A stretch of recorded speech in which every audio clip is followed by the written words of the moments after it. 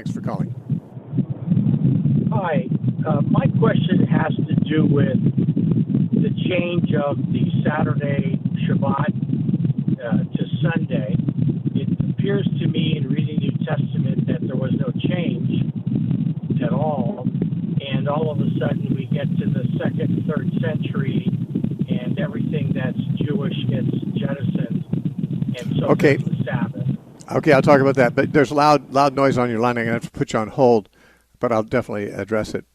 You're talking about the fact that many Christian denominations teach that Sunday is the Sabbath for Christians.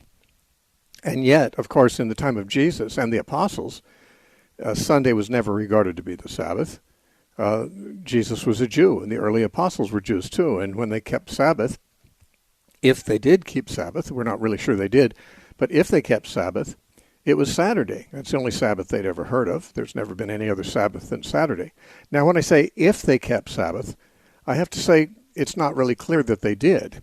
Some people say, well, Jesus obviously kept Sabbath, so did Paul. They went into the synagogue on the Sabbath and preached. Yeah, but preaching in the synagogue is not one of the commands of the Sabbath day. First of all, keeping the Sabbath does not involve preaching at all. It certainly doesn't involve a synagogue. The synagogues didn't exist in the time of Moses. In fact, didn't exist until after the Babylonian exile. So there's nothing in the law of Sabbath that says you must go into a synagogue and preach there. So when Jesus and Paul went into the synagogue and preached, they were not actually keeping the Sabbath per se, because they were actually doing the same thing they did other 6 days a week.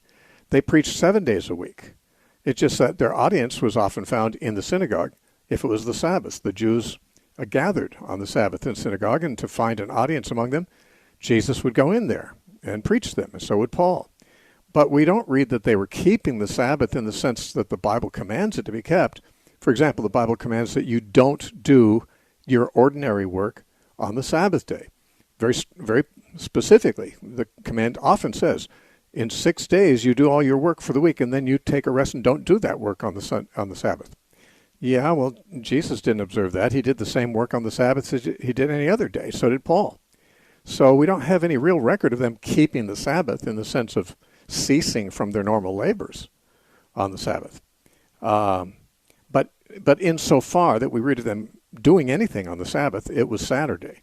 Now, you mentioned that a lot of Christians think of the Sabbath as Sunday, and you're not seeing anything in the Bible to agree with that change. I agree with you. The Bible doesn't say anything about changing the Sabbath.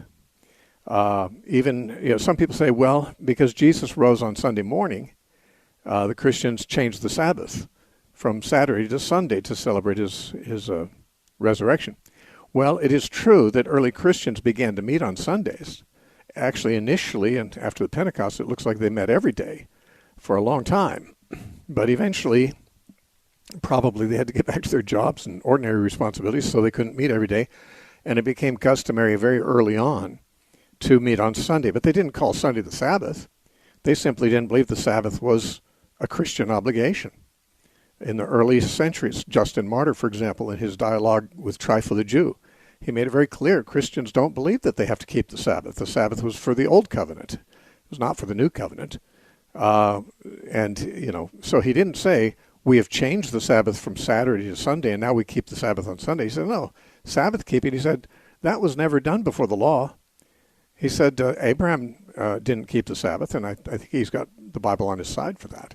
I don't think anyone kept the Sabbath until after the Exodus, except God. Of course, God kept it on the seventh day. We read of that in Genesis 2, verses 1 through 3. God rested on the Sabbath. We don't read that any human rested on the Sabbath. At that time, God rested on it. He sanctified it. He made it a different kind of day. That's what the word holy means. It was set apart from other days, because all other days up to that point had been days of activity of God creating things. Sabbath was different. It was different than the other days because he didn't create anything new. So we see God resting on the Sabbath from his creation. And then, actually thousands of years later, he tells Israel to rest on the Sabbath day too. But he never told anyone else to do that before the Exodus. So, I don't believe that the Sabbath observance is given to anybody but Israel. And that was, of course, under the Old Covenant. In fact, in Exodus, it says that the Sabbath keeping was the special sign of Israel's relationship to God as a chosen people under the Old Covenant. So it's obvious that no one else was probably keeping the Sabbath. It was apparently not required to do so. And only Israel was commanded to do that. And it was a special sign between them and God. So if it was a special thing between him and them, it wasn't some kind of command that belonged to all humanity, obviously, or else it couldn't serve as such a sign. So the New Testament does not change the Sabbath to Sunday. Although early Christians did begin to meet weekly on Sundays, they never referred to that as their Sabbath. It wasn't until some centuries later there was some pope that made some decision that Sunday was now the Sabbath, which, of course, I don't follow the popes, so I don't believe Sunday is the Sabbath. I believe that the Sabbath day, like all the holy days on the Jewish calendar, were symbolic. I think they were types and shadows. Passover, Pentecost, tabernacles, Sabbaths, new moons. Paul said all of these things were shadows for the time being. That's what Paul says in Colossians 2, verses 16 and 17. He says, don't let anyone judge you about keeping what you eat or drink, or keeping festivals, that's the annual festivals, or new moons, that's the monthly first day of each month, or Sabbath days, he said. Don't let anyone judge you about whether you do those things or not. That's not important, because he said those were shadows. He said the substance, the body, the reality is Christ. Since he's come, shadows pass away, of course, but he's here. And so we have Christ instead. The writer of Hebrews in chapter 4 does say that there is a Sabbath that we keep in Hebrews 4:9, but he describes it as our resting from our own works, which is, he's used that in a special sense of entering into a spiritual rest from our works. And later on in Hebrews, he talks about how Christ, after he offered himself once for sin, in Hebrews 10, he says he sat down. That is, he's resting now. He was doing his work until he sat down at the right hand of God. And now he's resting, and we enter into his rest. What some Christians have described entering into the finished work of Christ.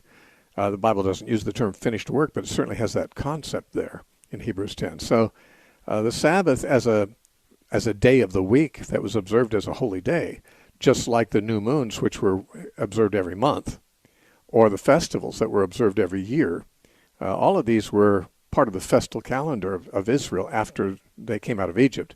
We don't read of any of those things being kept by godly people before the Exodus, nor do we necessarily read of any obligation for Christians to keep them. Like Paul said, those were shadows for the time. And in Romans 14, verse 5, Paul said there are Christians who have different convictions about this kind of thing. In Romans 14:5, he said, one man esteems one day above another. Another man esteems every day alike. So among the Christians, he's saying there were some people who did like to keep a special day holy, and others didn't bother. And in answering that difference among them, he said, let everyone be fully persuaded in his own mind, which is another way of saying there's no obligations about this.